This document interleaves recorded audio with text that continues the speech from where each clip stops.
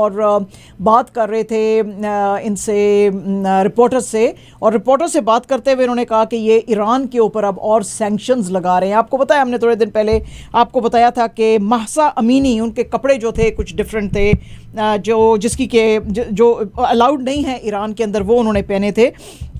तो उसके ऊपर ईरान की मोरालिटी पुलिस उनको पकड़ के ले गई थी। 22 ईयर्स की थी, लेकिन फिर उसके बाद उनकी डेथ हो गई।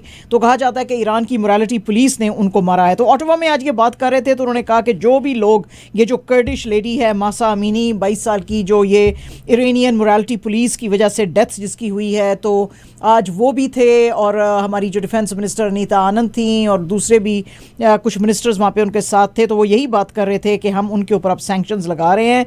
इसके अलावा ट्रूडो साहब ने कहा जी कि ईरान जो है वो बिल्कुल ह्यूमन राइट्स की अगेन एंड अगेन वो खिलाफ वर्जियाँ करता है, जो कि ठीक नहीं है। और ये जब से इनकी डेथ हुई है उस वक्त से ये अब ईरान की गवर्नमेंट प्रोटेस्टर्स के ऊपर भी क्रैक डाउन कर रही है, और ये बिल्कुल ठीक नहीं है। और इसके लिए हम ना सिर्फ इरानियन कुछ लीडर्स के ऊपर जो जिनका के ताल्लुक मोरालिटी पुलिस से है, बल्कि जो कुछ एंटिटीज़ हैं उनके ऊपर भी हम सैंक्शंस लगा रहे हैं।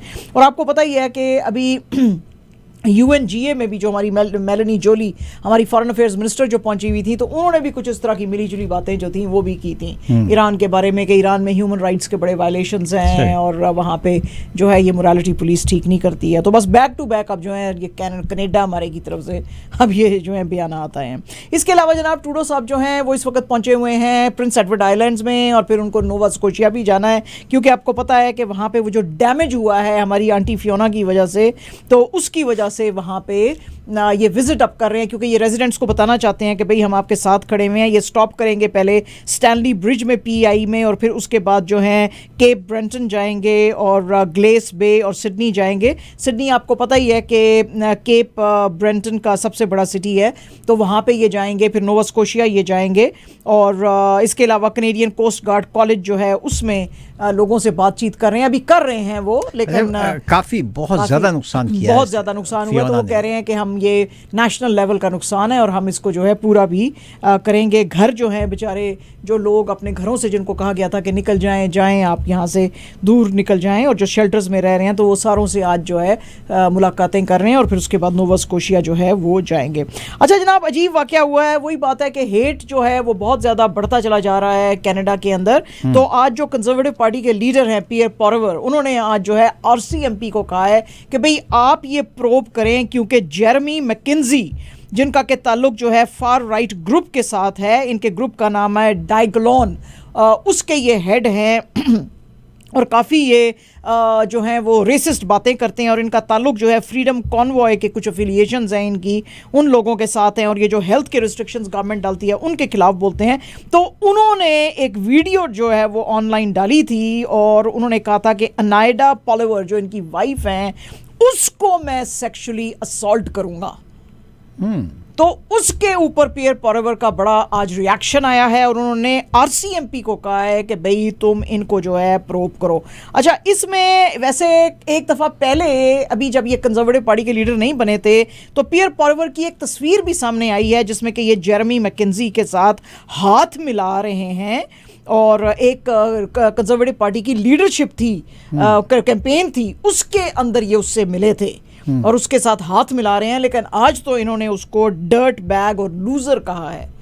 तो अब लोग कह रहे हैं कि जब भी आप मिल रहे थे उससे तब आपको नहीं पता था ये आदमी कौन है, और आज आप उसका भी कुछ इंटरेस्ट कंजर्वेटिव पार्टी की तरफ है, होएगा। हाँ जी, क्योंकि उसने कहा है आज, उसने जो है इसने जेरेमी मैकेंजी ने कहा है कि मैं उस वक्त ड्रंक था और मुझे पता नहीं चला कि मैं क्या बोल रहा हूँ, तो मैं I don't mean harm to anybody. तो लेकिन but this is very serious, this is very serious. हाँ, क्योंकि देखे ना, एक तो कंजर्वेटिव पार्टी के लीडर हैं, और हो सकता है कि आने वाले दिनों में प्राइम मिनिस्टर भी इस मुल्क के बने, और उसकी बीवी के खिलाफ इस तरह की बात करनी, so that is very very concerning, very concerning. तो और अनाइडा जो है बेचारी, उसका तो कोई ताल्लुक भी नहीं है पॉलिटिक्स के साथ। आप अक्सर ही देखेंगे कि पियर पॉलिवर जो है वो खुद ही हर जगह पे ट्रैवल कर रहे होते हैं, और वाइफ तो बहुत ही कम उनकी नजर आती है। तो इसमें अच्छा जनाब, पुलिस जो है उसने, आपको पता है कि रिचमंड हिल में एक दफ़ा एक लड़की थी अलनाज हज तमीरी, उसके ऊपर अटैक किया था 2 लड़कों ने, तो एक लड़का तो पकड़ा गया था। आज दूसरा जो है ये York regional police criminal bureau के जो इन्वेस्टिगेटर्स हैं वो कहते हैं आज दूसरा लड़का भी पकड़ा गया। पहला जो लड़का था वो रियासत सिंह था, 23 ईयर्स एज थी, और उसको एक्यूज़ किया गया था असॉल्टिंग के लिए। इन्होंने क्या किया था जी कि एक फ्राइंग पैन लेके जो है इस लड़की के सिर पे मारा था दिसंबर 2021 में गराज के अंदर। ये गराज अपनी में पार्किंग गराज में थी ये लड़की, तो एक आदमी पास से गुजर रहा था तो वो भाग के जब इसकी मदद के लिए लड़की के लिए आया तो ये लोग भाग गए। अच्छा, दूसरा जो लड़का था उसको अभी तक पुलिस ढूंढ रही थी, तो अब दूसरे लड़के को जिसका के नाम हर्षदीप बिन्नर है उसको भी आज पकड़ लिया। तो आप सोचें जरा कि ये रियासत सिंह जो है, ये जो लंबे बालों वाला, अगर हमारा कोई टीवी देख रहा है तो वो रियासत सिंह है और उसकी उम्र 23 ईयर्स है टोटल। और ये जो दूसरा लड़का आज पकड़ा है हर्षदीप बिन्नर, जिसके बाल पीछे को जिसने कोम किए हुए, इसकी सिर्फ 24 ईयर्स एज है। तो अब आप ये देखें कि ये लड़के जो हैं ये यहाँ पे पढ़ने आते हैं या पता नहीं क्या करते हैं और क्यों इस तरह की हरकतें करते हैं। बहरहाल ये अलनाज हज तमीरी के ऊपर इन्होंने जो किए थे, तो ये दोनों लड़के जो हैं अब पुलिस की कस्टडी में। चार्ज किया उनको किडनैपिंग पे, attempted to kidnap and attempted to murder. जी इसमें, और 5000 से लेस का जो क्राइम है उसके अंदर और भी 2-4 में किया है। और इनके जो अरेस्ट वारंट्स थे इसी साल जो है अप्रैल में पुलिस ने इशू किए थे। तो अब ये दोनों जो है लड़के पकड़े गए हैं, तो अब इन दोनों को चार्ज किया और अब ये कोर्ट के सामने जो है हाजिर किया जाएगा। ये मजिद भाई आपने जो भी खबर सुनाई है कि ये जो 20 लोग जो हैं जिनको के सेंट कैथरीन के हॉस्पिटल में लेकर गए हैं, ये जो हैजर्ड वर्क प्लेस जो इंजरी इंसिडेंट हुआ है, इसमें जो सेंट कैथरीन के फायर चीफ हैं डेव अपर, उन्होंने डिटेल्स कुछ दी हैं। उन्होंने कहा है जी कि ये इसमें एक आदमी से, कॉन्ट्रैक्टर से हिट हो गया था एक वाल्व, उसकी वजह से हाइड्रोक्लोरिक एसिड जो है वो रिलीज़ हुआ था और ये इन्होंने फ्यूम्स जो हैं उसको ये एक्सपोज हो गए थे। लेकिन उसने अभी बताया है, वही जो फायर चीफ हैं डेव ऊपर, उसने कहा है कि ये माइनर हैं और इतनी हमें कोई बर्न या कोई चीज़ नज़र नहीं आई है, लेकिन प्रिकॉशन के तौर पे हमने इनको हॉस्पिटल भेजा है तो ताकि देखा जा सके। 3 जो लोग हैं ना जी, जो वहीं करीब में खड़े थे, जब वाल्व टूटा है वो, तो उसमें जब लीकेज शुरू हुई है तो वो उसको ज्यादा एक्सपोज हो गए फ्यूम से। वो उसको उनको पता नहीं था कि हाउ डेंजरस इट इज, तो वो उसको हाथ लगा दिया उन्होंने उसको। तो उसके उस पे जो है उनको पहले शावर दिया गया वहाँ पर, वहीं पर फैक्ट्री के बाहर शावर दिया गया, उसके बाद डिकंटामिनेशन शावर। एग्जैक्टली। तो फिर वहाँ से फिर हॉस्पिटल ले गए, 20 लोग जो हैं उनको प्रिकॉशन पे लेके गए। हाँ लेके गए हैं। तो वो कह रहे हैं कि अब डिटेल्स जो हैं आएंगी कल तक, जब तक पूरी इनकी इन्वेस्टिगेशन होगी। अच्छा जनाब, मिसिसागा जो है उसने आज अनाउंस किया है कि हम अब जो हैं फ्री मेंस्ट्रुएशन जो प्रोडक्ट्स हैं वो देने शुरू करेंगे सिटी रन फैसिलिटीज़ के ऊपर अक्टूबर से, एंड ऑफ अक्टूबर से। और इसके ऊपर बात करते हुए आज जो बॉनी क्रॉम्बी जो मेयर हैं मिसिसागा की, उन्होंने कहा कि रिक्रिएशन सेंटर्स में, कल्चरल सेंटर्स में, लाइब्रेरीज, पार्क्स में के जो वॉशरूम्स हैं उसके अंदर, कोर्ट्स में, सिटी सेंटर ट्रांजिट टर्मिनल्स जो हैं उन सब पे ये मेंस्ट्रुअल जो प्रोडक्ट्स हैं वो प्रोवाइड किए जाएंगे। और वो कह रहे हैं जी कि इसमें कोई किसी की एज या इनकम का कोई लेना देना नहीं है, हम सिर्फ ये बैरियर्स रिमूव करना चाहते हैं, क्योंकि कभी कभी कोई ख्वातीन जो हैं वो बहुत मुश्किल में आ जाती हैं और उनके पास अल्टरनेटिव नहीं होता है। तो अब ये हर जगह पे फ्री मौजूद होंगे और इसके ऊपर जो टोटल कॉस्ट आएगी इनकी जो प्रोडक्ट्स लेने की वो 165,000 है। लेकिन इसके लिए स्पेशल डिस्पेंसर्स जो लगाए जाएंगे तकरीबन 100 फैसिलिटीज़ पे, उन डिस्पेंसर्स के ऊपर भी $100,000 जो हैं उसकी कॉस्ट आएगी। तो बहरहाल सिटी जो है इसको अब आम कर रही है, तो अब देखेंगे। और लेकिन वही होता है कि इस तरह की जब फैसिलिटीज़ फ्री आप देते हैं ना तो फिर लोग अब्यूज़ भी बहुत ज़्यादा शुरू कर देते हैं। तो बहरहाल अब देखेंगे क्या होता है इसमें आने वाले दिनों में। मजिद भाई, ये एक जो नॉर्वे, स्वीडन और फिनलैंड है, इनका जो एक सिस्मिक सेंटर है उसने फाइंड आउट किया है कि ये जो नॉर्ड स्ट्रीम 1 और नॉर्ड स्ट्रीम 2 जो रशिया का है, जिसने के कहा है कि जी अब हमारे पास गैस नहीं है और हम उसकी जो है वो अपडेट कर रहे हैं उसको, और उसको जो है वो गैस बिल्कुल रोक दी है उन्होंने, उस पे लीकेज जो है वो आई है। और उसके ऊपर लेकिन जो ये स्टेट्स हैं स्वीडन, नॉर्वे, फिनलैंड, ये कहती हैं कि नहीं, ये जो सारा ये अंडरग्राउंड पाइप्स हैं जो कि रशिया से लेके जर्मनी तक जाती हैं बाल्टिक सी से, तो इसके अंदर अनलेस एंड अनटिल कोई सैबोटाज कोई करने की कोशिश ना करे तो उसमें खराबी नहीं पैदा हो सकती और लीकेज नहीं आ सकती है। तो इन्होंने आज अलेज किया है कि शायद रशिया की तरफ से अलेजली इसको सैबोटाज जो है सारी चीज़ को करने की कोशिश की है, क्योंकि अब सर्दियां आ रही हैं और ईयू की एनर्जी नीड्स जो हैं वो बहुत ज़्यादा बढ़ती जा रही हैं। जॉन लन जो हैं सिस्मोलॉजिस्ट हैं उपसाला यूनिवर्सिटी में स्वीडन के अंदर, which is part of Sweden seismic network, तो उनका कहना है जी कि ये हमने डेनिश आइलैंड ऑफ बॉर्नहोल्म में और इसी तरह इसके पहले साउथ ईस्ट में और फिर नॉर्थ ईस्ट में हमने ये फाइंड आउट किया है और बताने की ये हमें कोशिश की गई है कि जैसे अर्थक्वेक आया है एट द मैग्नीट्यूड ऑफ 2.3, लेकिन हमें ये अर्थक्वेक लग नहीं रहा है, हमें लग रहा है कि ये जानबूझ के सैबोटाज करने की कोशिश की है, इन पाइपलाइंस को उड़ाने की कोशिश की है या कुछ ऐसे किया है क्योंकि लीक उसमें से हो रहा है। तो और उसमें तो पोलिश जो प्राइम मिनिस्टर हैं मेटूजा मोरवेस्की, उन्होंने कहा है कि ये डेफिनेटली एक्ट ऑफ सैबोटाज है। और डेनिश प्राइम मिनिस्टर जो हैं मेटे फ्रेडरिक्सन, उन्होंने भी कहा है कि मुझे भी ऐसा लगता है, क्योंकि इन्होंने गैस जो है रोक दी है और कहा जी कि मेंटेनेंस का काम चल रहा है, मेंटेनेंस का काम चल रहा है तो उसके अंदर फिर जो है वो गैस कैसे है, और अगर मेंटेनेंस का काम था तो गैस को तो रोक देना चाहिए था रशिया के एंड के ऊपर, तो अगर रशिया के एंड से गैस रुकी होती तो फिर लीकेज कैसे होती है ना। तो बस ये बहुत सारी अब मिली जुली बातें जो हैं अब ये कर रहे हैं, लेकिन जाहिर है कि इनकी अब कंडीशन इनको नजर आ रहा है कि सर्दियों में खराब होने वाली है। सही। तो होल यूरोप, सारे यूरोप की। अच्छा जी, ईयू और जो यूएस है उनका आज बड़ा कंसर्न आया है, क्योंकि सर्बिया जो है, आपको पता ही है कि सर्बियन लीडर्स की मुलाकातें, ये जो 77th UNGA की मीटिंग हो रही थी उसमें इनकी हुई हैं रशियन डेलीगेट्स के साथ, खासतौर पे जो उनके फॉरेन मिनिस्टर हैं सर्जी लैवरोव, उनके साथ हुई हैं और उन्होंने कहा है जी कि हम लॉन्ग टर्म कुछ पॉलिसी मैटर्स और बायलैटरल रिलेशंस और मल्टीलैटरल और बायलैटरल एक्टिविटीज़ शुरू करना चाहते हैं रशिया के साथ। इसके ऊपर ईयू और यूएस ने बड़ा आज रिएक्शन शो किया है और उन्होंने कहा जी कि तुम तो कहते हो कि हम जो है नेटो का और यूरोपियन यूनियन का हिस्सा बनना चाहते हैं, तो तुम्हारी अगर ये कमिटमेंट है कि तुम नेटो और यूरोपियन यूनियन का हिस्सा बनना चाहते हो, तो फिर तुम रशिया के साथ कैसे हाथ बढ़ा रहे हो? तो रशिया के साथ तो आप हाथ बढ़ा ही नहीं सकते। फिर तो सर्बियन जो मिनिस्टर ऑफ फॉरेन अफेयर्स हैं निकोला सेलोविच, उन्होंने बोला है कि नहीं, हमारा इसके अंदर कोई, हम उनके साथ सिक्योरिटी डील रशिया के साथ नहीं कर रहे हैं, हम सिर्फ बायलैटरल टाइज को बढ़ाना चाहते हैं। और वैसे तो इन्होंने कहा था कि ये जो कुछ भी वॉर चल रही है इन दोनों के बीच में वो ठीक नहीं है, लेकिन जो रशियन जो फॉरेन मिनिस्ट्री है उसने ये भी जो कमेंट्स हैं उनको भी ज़रा, और ये सारी चीज़ को ओवरऑल भी ज़रा डाउन प्ले करने की कोशिश की है कि कोई सिक्योरिटी ये हमारे इनके साथ प्रोटोकॉल्स या वो साइन नहीं हम कर रहे कोई डील, ये तो सिर्फ हम इसलिए कर रहे हैं कि हम ज़रा इनके साथ टाइज बस अच्छे रखें जो है वो। तो उसके लिए जो है ये ईयू जो है आज बहुत भड़का हुआ है, वो कहते हैं जी नहीं। अच्छा जनाब, कल हमने आपको बताया था कि इटली के अंदर जो हैं प्राइम मिनिस्टर फर्स्ट फीमेल आ सकती हैं, जॉर्जिया मेलोनी, और बड़ी एंटी जो हैं ये इमिग्रेशन है, तो फाइनली ये अब फर्स्ट फीमेल प्राइम मिनिस्टर बनेंगी इटली की। लेकिन जो यूरोप है उसके ऊपर, उसमें बड़ा कंसर्न है इसके खिलाफ, क्योंकि बेसिकली ये जो इनकी पार्टी है fraternity di Italia, brothers of Italy इसका मतलब है, ये जो हैं ज़रा फैशिस्ट हैं थोड़े से, और ये एंटी इमिग्रेशन खाली नहीं है, ये एंटी अबॉर्शन भी हैं और भी ज़रा क्रैकडाउन कुछ लोगों पे करना चाहते हैं।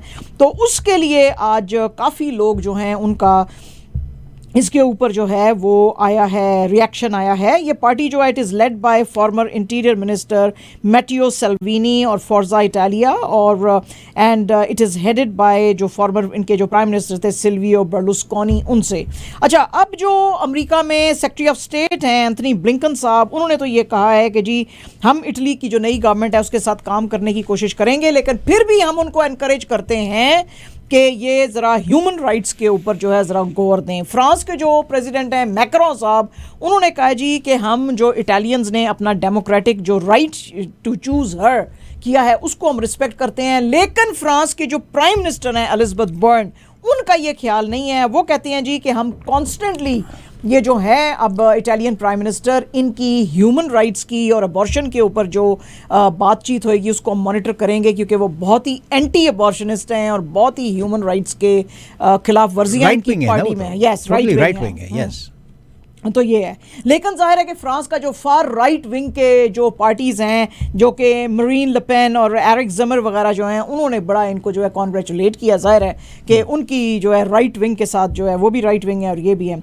जर्मन पॉलिटिशियंस जो हैं उन्होंने भी बड़ा जो है इसके ऊपर कंसर्न शो किया है, और जर्मन कुछ तो एक्सपर्ट्स जो हैं उन्होंने तो यहाँ तक कहा है कि ये जो इनकी जो ओपन फैशिस्ट स्टेटमेंट्स हैं इनकी मेलोनी साहिबा की, वो बड़ी ही ख़तरनाक हैं, और आजकल का जो यूरोप है उसके अंदर ये सारे कमेंट्स जो हैं वो ज़्यादा पसंद नहीं किए जाते और एक्सेप्टेबल नहीं है। तो हम तो इनको बड़े गौर से देख रहे होंगे कि ये अब आने वाले दिनों में क्या करेंगे। इसी तरह जो स्पेनिश जो फॉरेन मिनिस्टर हैं जोश मैनुअल एल्बेरेज, उन्होंने भी कहा है कि ये जो इस तरह की जो पॉपुलिस्ट किस्म की जो पार्टीज़ आती हैं ये 4 दिनों के लिए आती हैं, क्योंकि इस तरह की पॉलिसीज़ अब यूरोप में चल नहीं सकती हैं, क्योंकि यूरोप में तो आपको पता है ये कोई भेदभाव करते नहीं हैं। अब ये कास्ट का, क्रीड का, रंग का, गोरा है, काला है, नीला है, पीला, लंबा, ऊंचा है, छोटा है, तो वो कहते हैं कि ये इनकी पॉलिसीज़ जो हैं ये अभी पॉपुलिस्ट पॉलिसीज़ हैं, तो 4 दिन तो चल सकती हैं लेकिन ये लॉन्ग वे में नहीं चलेंगी, क्योंकि ये बड़े फिर बैडली क्रैश करते हैं। यूरोपियन यूनियन की जो कमीशन है उन्होंने भी कहा है जी कि ये जो इनका पॉपुलिस्ट पार्टी है ये सामने तो आ गई है, लेकिन हम भी होप करते हैं कि ये ह्यूमन राइट्स को रिस्पेक्ट करेंगे और चीज़ों में। तो मतलब यूरोप के अंदर काफ़ी जो है इसके ऊपर, इनके आने के ऊपर, हाँ इनके आने के ऊपर काफ़ी ऑपोजिशन है, और वो बड़े गौर से अब इनको देखेंगे। वो कह रहे हैं सारे यूरोपियन यूनियन में कि अगर इनको हमारा एलाई बने रहना है तो फिर इनको ये जो इनकी पॉलिसीज फैशिस्ट हैं ये नहीं ये चला पाएंगी। और वो जो सिल्विया बर्लुस्कोनी की बात कर रही हैं आप, वो भी इलेक्शन लड़ रहे हैं, मगर मेयर का इलेक्शन लड़ रहे हैं। हाँ जी बिल्कुल एग्जैक्टली। तो बस अब देखेंगे क्या होता है जी आने वाले दिनों में। अच्छा जनाब, कल अगर आप लोग देख रहे थे तो नासा जो है उसने एक बड़ा ज़बरदस्त एक वो मिशन किया है, और दैट इज़ अमेजिंग है, और बड़ी वहाँ पे नासा के जो सेंटर में शोर हंगामा मचा, चीयर्स का। आई मीन ऑफ कोर्स इन्होंने क्या किया था कि इन्होंने एक अपना किया है स्पेस क्राफ्ट बनाया है, जो क्यूब शेप्ड इम्पैक्टर व्हीकल, जिसका कि साइज़ जो है एक वेंडिंग मशीन के बराबर है, और ये जाके उन्होंने जानबूझ के टकराया है एक एस्टेरॉयड से जिसका के नाम इन्होंने डिमॉर्फस रखा है। और ये कहते हैं जी कि इस डिमॉर्फस का जो साइज था it was the size of a football stadium. उसके साथ तो जब तक इसकी टक्कर नहीं हो गई तो वो लाइव ट्रांसमिशन इनकी नासा में चल रही थी, और इनको फिर पता चला जब जाहिर है कि ट्रांसमिशन बंद हो गई कि अब जी उसने टक्कर मार ली है इसकी, और धमाका हुआ है, और धमाका वहां पे हुआ है। तो ये जो मिशन ऑपरेशन सेंटर था वाशिंगटन डीसी के बाहर, उस पे इन्होंने किया है। और ये इसलिए इन्होंने किया, वो कहते हैं जी हमने इसलिए किया है कि हम ये देखना चाहते हैं कि क्या कभी अगर इस तरह के एस्टेरॉइड्स जो हैं वो अर्थ की तरफ आ रहे हों तो क्या उनका ट्रेजेक्ट्री हम चेंज कर सकते हैं काइनेटिक फोर्स से, या उनको वहीं पे फिजा में तबाह कर सकते हैं कि नहीं कर सकते हैं। तो ये फ्यूचर की सारी ये कामयाब हो गए, इस चीज़ कामयाब हो गए, उनको पता लग गया कि कोई ऐसा कोई फ्यूचर में कोई एस्टेरॉइड है जो अर्थ की तरफ आ रहा है और अर्थ से आके टकराए, तो उससे पहले ही हम उसको डिस्ट्रॉय कर देंगे। जी जी जी। तो उन्होंने डिस्ट्रॉय कर दिया, and they are very successful in doing this. तो ये फ्यूचर की प्लानिंग हो रही है जनाब। तो अब ऊपर भी लड़ाइयाँ शुरू हो गई हैं। बिल्कुल मोहज्जद भाई, तो अब फिर ऊपर भी जाने का फायदा नहीं है, ऐसे ही रहो। पागल हो ऐसा लोग मिलियंस ऑफ डॉलर्स दे के ऊपर मार्स पे गए हैं, रहने दो, थे ही रहो जी, वहाँ भी गिरा देंगे, अब इनको पता लग गया, धक्का मार देंगे वहाँ से। फिर वहाँ से तो आप नीचे गिर भी नहीं सकते, बस वो उधर ही फिरते रहेंगे आप स्पेस में, घूमते रहेंगे गोल गोल। अच्छा जनाब, रॉयटर्स की आज एक खबर है, और रॉयटर्स की ये जो खबर है ये कहती है कि आपको पता ही है कि कुछ अर्सा पहले ये एक लेडी थी और इन्होंने इल्ज़ाम लगाया था ट्रंप साहब के ऊपर कि जी उसने मुझे रेप किया है। तो ये जो है आज इनका नाम था, ये ऑथर हैं, राइटर हैं, जॉन कैरोल। तो इन्होंने कहा था कि जी ट्रंप साहब जो हैं उन्होंने एक डेफेमेशन केस लॉसूट डाली थी कि इन्होंने मुझे रेप किया है। अच्छा, अब इसके ऊपर जो फेडरल अपील्स कोर्ट है उसने ट्रंप साहब के खिलाफ अभी कोई रूलिंग तो नहीं दी है, लेकिन उन्होंने कहा जी कि ये रेप के चार्जेस जो थे ये जब ये यूएस प्रेसिडेंट थे उस वक़्त इनके ऊपर लगाए गए हैं, तो हमको इसके ऊपर और ज़्यादा क्लैरिटी चाहिए कि जब ये यूएस प्रेसिडेंट थे तो तब इन्होंने तो नहीं रेप किया ना इस लड़की को। तो इसलिए क्योंकि इनका जो है लॉयर जो है ट्रंप साहब का, वो कहता है जी कि ट्रंप साहब जो हैं ये डिस्ट्रिक्ट जो है इनको मैनहट्टन यानी कि जो डिस्ट्रिक्ट जिसमें इन्होंने किया था, अपील की थी इस लेडी ने, कैरोल ने, वो कहते हैं जी वो इनको किसी भी तरह की इस तरह की लायबिलिटी से शील्ड करती है। तो अब आज उन्होंने अपील्स कोर्ट में कहा है कि अगर ये शील्ड करती है और अगर ये जो है इस तरह की इन्होंने लगाई है, तो हमको ये देखना पड़ेगा कि ये जो डेफेमेशन केस इसने इनके ऊपर, ट्रम्प साहब के ऊपर, नवंबर 2019 में डाला है, जबकि ये ऑलरेडी 3 साल इनको हो गए थे व्हाइट हाउस में। तो क्या उस वक्त इन्होंने कुछ ऐसी गलत हरकत की थी while he was the US president, या उससे कुछ पहले था? तो अगर तो उससे पहले था और ये अगर गवर्नमेंट कोई जो है वो ऑफिस होल्ड नहीं कर रहे थे, तो उसको नए पिक्चर में देखना पड़ेगा, नए लाइट में देखना पड़ेगा। तो अगर ये प्रेसिडेंट होते तो फिर बिल्कुल ही पिक्चर बदल जाती, उस लाइट में हमको देखना पड़ता। तो हमको कुछ अभी टाइम चाहिए है। तो सेकंड यूएस सर्किट कोर्ट जो है उसने आज ऑफ अपील्स इन मैनहट्टन जो है उसने कहा है कि हमको ये लॉज जो हैं ये सारे बड़े गौर से देखने पड़ेंगे और फिर हमें देखना पड़ेगा। आपको पता ही है कि ट्रम्प साहब के ऊपर जब इसने इल्ज़ाम लगाए थे तो ट्रम्प साहब ने बड़ा मीन जवाब दिया था। उन्होंने कहा कि ये झूठ बोल रही है और पॉपुलैरिटी लेने की कोशिश कर रही है, और वैसे भी she is not my type. जब ट्रम्प साहब जो थे प्रेसिडेंट थे तब उन्होंने इस लड़की की, औरत के बारे में बड़ा मीनली कहा था, she is not my type. After all Trump साहब ही हैं। वाह। तो ये जनाब, अब वो कहती है, वो लड़की कहती है कि ये 1996 में एक ड्रेसिंग रूम था बर्ज ऑफ गुडमैन डिपार्टमेंटल स्टोर का, उसमें इन्होंने मुझे रेप किया था। तो बहरहाल जी अब उधर मिड टाउन मैनहट्टन में तो तभी उसने इधर केस डाला था इनके अगेंस्ट। बहरहाल जी अब ये और इसके फर्दर इसके ऊपर काम होगा। एसोसिएटेड प्रेस की जनाब एक न्यूज़ है, और इस न्यूज़ के मुताबिक जो American vice president Kamala Harris हैं वो अब साउथ कोरियन लीडर्स जो हैं उनके साथ अब मुलाकातें करेंगी। और उसकी वजह यह है कि साउथ कोरिया के जो लीडर्स हैं उन्होंने कहा था कि भाई ये जो नॉर्थ कोरिया है इसके लीडर्स जो हैं ये कॉन्स्टेंटली बैलिस्टिक मिसाइल्स के, शॉर्ट रेंज बैलिस्टिक मिसाइल्स के ये तजर्बे कर रहे हैं, तो हमको बड़ा कंसर्न है। तो ये उनको बताने गई हैं कि जी पैन सीज वाले नाल खड़ोते हैं, हम आपके पीछे खड़े हैं, डरने की ज़रूरत नहीं है। और मतलब है चीज़ें चूँकि ख़राब हो गई हैं, क्योंकि ट्रम्प साहब के ज़माने में आपको पता ही है कि 2019 में उन्होंने एक चक्कर भी लगाया था वहाँ पे नॉर्थ कोरिया में, और गए थे इनके किम जोंग उन जो इनके लीडर हैं उनसे भी ये मिले थे, और फिर उन्होंने बड़ी तारीफ़ें भी इनकी की थी कि ये बड़ा अच्छा बंदा है। तो चीज़ें जो हैं काफ़ी ठंडी हुई थी। अब चूँकि बाइडन साहब की एडमिनिस्ट्रेशन आ गई है, चीज़ें जो हैं बड़ी वो हाइप अप हो गई हैं, 24 घंटे वो अमेरिकन शिप्स जो हैं वो भी फिरते रहते हैं यहाँ पे, तो उसकी वजह से ये इन्होंने कुछ तजर्बे किए हैं जिसकी वजह से साउथ का कंसर्न है। बेसिकली जो ये हैं कमला हैरिस साहिबा जो हैं ये तो वहाँ पे गई हैं जापान में, क्योंकि एबे शिंजो साहब जो फॉर्मर जापानीज प्राइम मिनिस्टर थे उनका आज फ्यूनरल था। He was lying in state, तो आज उनका था, उनको असैसिनेट किया गया था जुलाई में, तो आज उनके फ्यूनरल था। तो उसमें ये भी और भी दुनिया के बहुत सारे लीडर्स गए हैं, और उसके बाद फिर जो है ये अब वहाँ पे गए हैं। तो वो आज उन्होंने बड़ी स्पीच भी की है कमला हैरिस ने। उन्होंने कहा है कि जी हम दोनों जो हैं साउथ कोरिया और जो अमेरिकन फोर्सेस हैं वो इकट्ठे लड़ी हैं जिस वक्त ये पेनिनसुला को डिवाइड किया था साउथ में और नॉर्थ में, तो इसलिए हमारी तो हिस्ट्री जो है बहुत पुरानी है। और मतलब है इन शॉर्ट पाया सी थोड़े पीछे खड़ोते हैं, हाँ असी थोड़े पीछे खड़ोते हैं, डरन की गल नहीं है। तो फिर ये ऐसे है।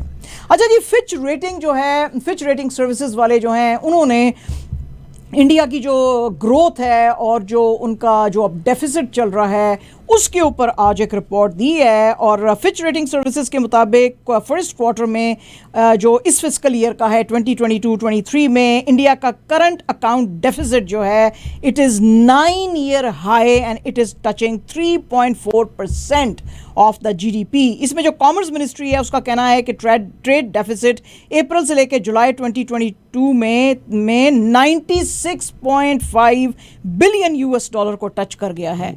और वो कहते हैं कि in the last 4 years on average mineral fuel items जो हैं सिर्फ उन्होंने इसके अंदर कंट्रीब्यूट किया है 93.31 billion annually to trade deficit, यानी इसमें सिर्फ ये एक सेक्टर का इतना बड़ा हाथ है।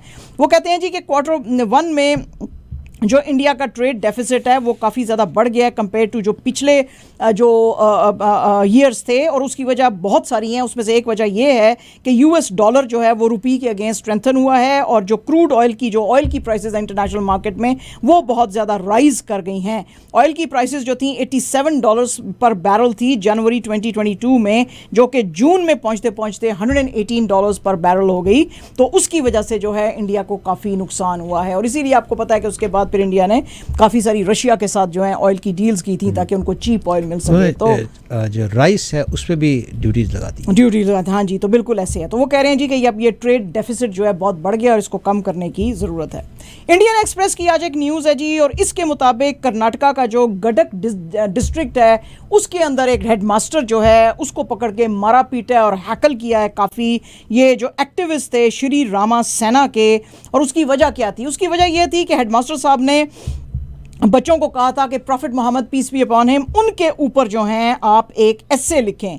जो प्रिंसिपल हैं हेडमास्टर जो हैं अब्दुल मुनाफर बीजापुर, उन्होंने ये बच्चों को दिया था और पुलिस को बयान देते हुए उन्होंने कहा जी हम ये कॉम्पिटिशन्स इसलिए कराते हैं कि हमारे पास कभी कुछ लोग आते हैं और वो कहते हैं जी कि बच्चों की जो राइटिंग स्किल है उसको बढ़ाने के लिए हम आपको डोनेशन देने को तैयार हैं, तो आप इनसे एस्सेज लिखवाएं। तो उस सिलसिले में मैंने इनको कहा था बच्चों को कि एक एस्से कॉम्पिटिशन होगा और इस दफ़ा मैंने कहा कि prophet Muhammad peace be upon him पे आप लिखें।